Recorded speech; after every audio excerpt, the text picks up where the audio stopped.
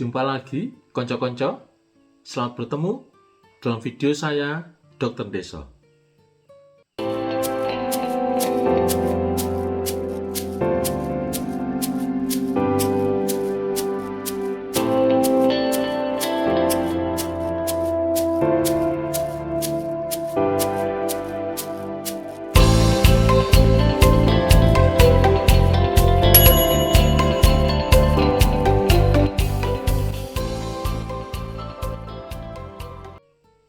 Sehubungan dengan banyak pertanyaan yang terkait dengan menstruasi, maka kali ini saya ingin mengulas secara khusus tentang pertanyaan tersebut. Oke, untuk lebih jelasnya, saya pesan konco-konco untuk menikmati video ini sampai selesai. Dan jangan lupa untuk like, subscribe, dan share. Oke, stay tune.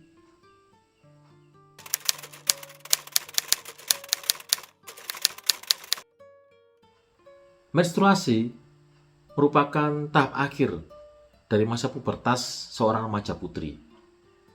Diawali dengan pertumbuhan yang cepat, kemudian muncullah tanda-tanda seks sekunder berupa pertumbuhan rambut pubis dan pertumbuhan payudara, dan diakhiri dengan menstruasi yang keluar pertama kali, yang disebut dengan menarche.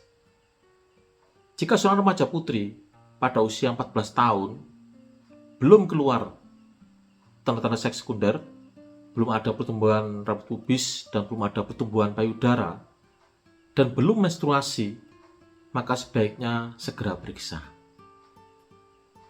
Namun, jika remaja putri tersebut sudah ada tanda-tanda seks sekunder, sudah ada pertumbuhan rambut pubis, dan sudah ada pertumbuhan payudara, namun masih belum menstruasi, maka bisa ditunda sampai usia 16 tahun.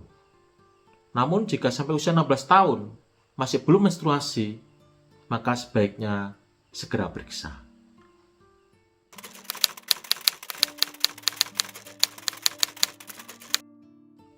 Menstruasi yang normal itu memiliki frekuensi atau jarak antara hari pertama haid bulan sebelumnya dengan hari pertama haid bulan selanjutnya adalah sekitar 24 sampai dengan 38 hari.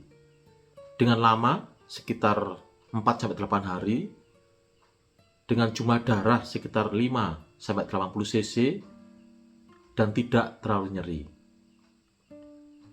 Hal ini harus diperhatikan betul oleh remaja putri dan ibu-ibu agar jika ada gangguan haid tidak terlambat untuk kontrol atau periksa.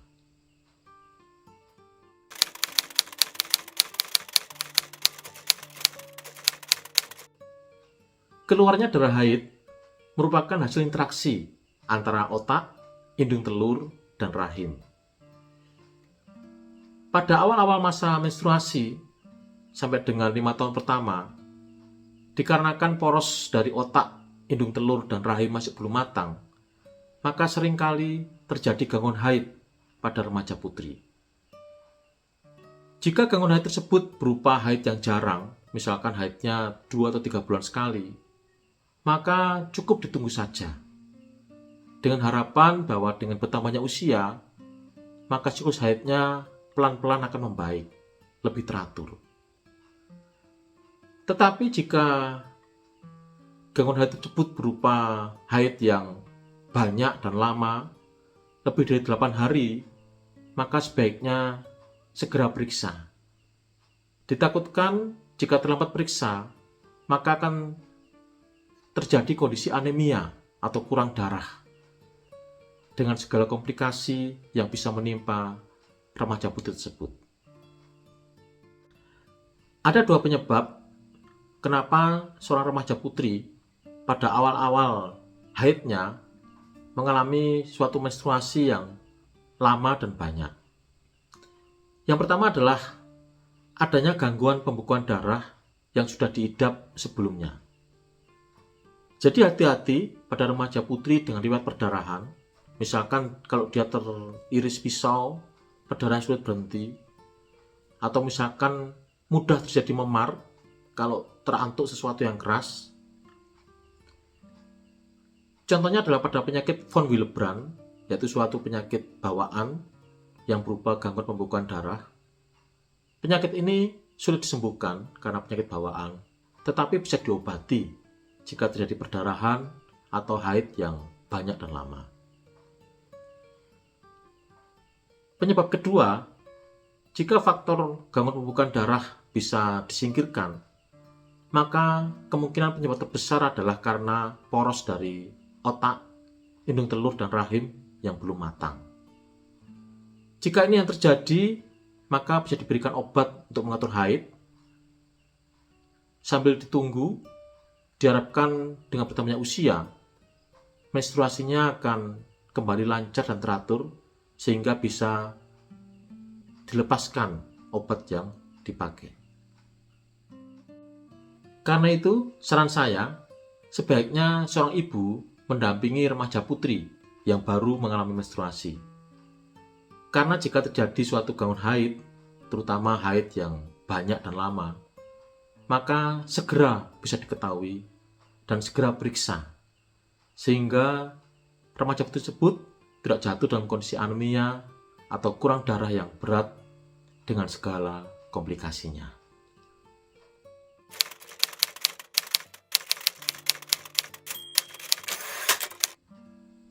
Sekitar 80-90% wanita mengalami nyeri haid.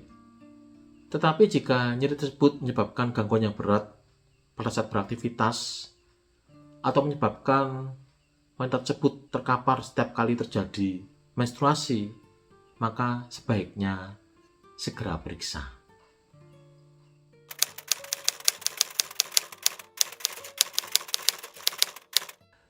Betul, jadi secara hormonal, wanita tersebut tidak subur. Kondisi siklus haid yang jarang dan memanjang itu petanda bahwa wanita tersebut mengalami kondisi siklus yang anovulasi atau tidak ada ovulasi, tidak ada pelepasan sel telur, sehingga sulit hamil.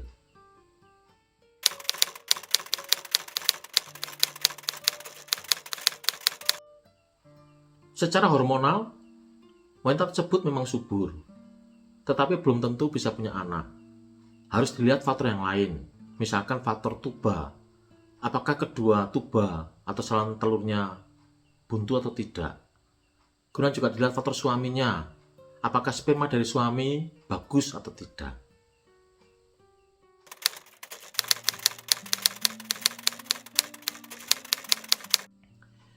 Itu merupakan efek samping dari IUD ya.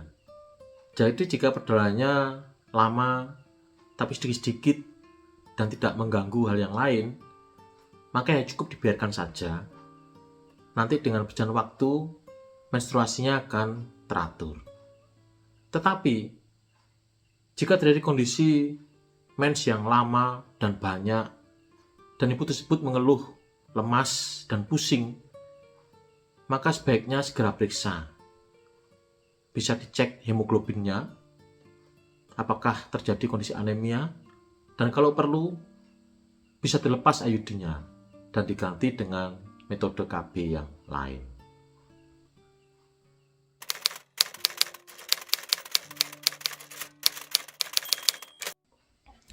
Boleh ya, bahkan olahraga sangat disarankan untuk wanita dengan nyeri haid. Karena pada saat olahraga, tubuh melepaskan hormon endorfin, di mana hormon ini akan mengurangi nyeri dan kram pada saat haid. Namun sebaiknya jangan berolahraga dengan intensitas yang berat. Karena jika olahraganya intensitas berat, maka jelas membutuhkan asupan oksigen yang cukup. Sedangkan ibu pada saat menstruasi, dia rentan mengalami kondisi anemia atau kurang darah. Sehingga berolahraga dengan intensitas yang berat pada saat haid akan berisiko mengurangi asupan oksigen ke otak, dan itu sangat berbahaya.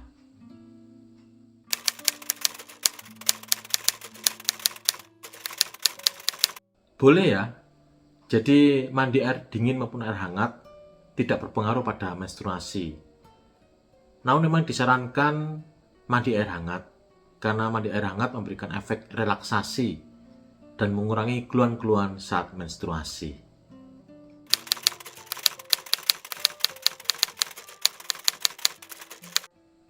Volume darah yang keluar saat menstruasi tidak dipengaruhi oleh faktor luar seperti suhu air dan sebagainya.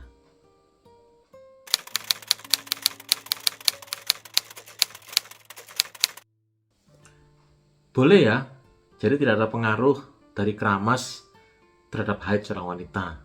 Bahkan dengan keramas akan membuat kita merasa lebih bersih, lebih sehat, dan terhindar dari penyakit.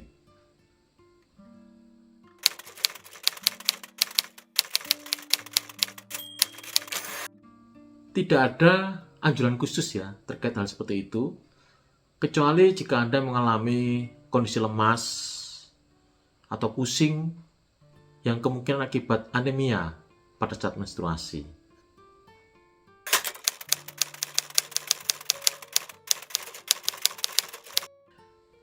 Beberapa kondisi yang menyertai sindroma pramenstruasi memang seringkali membuat seorang wanita sulit tidur. Jadi misalkan nyeri kepala, nyeri perut bawah, rasa kram, gangguan pencernaan dan sebagainya. Disarankan untuk melakukan relaksasi sebelum tidur. Jadi misalkan mendengarkan musik-musik yang lembut atau juga meditasi, dan sebaiknya jangan makan 1 jam sebelum tidur.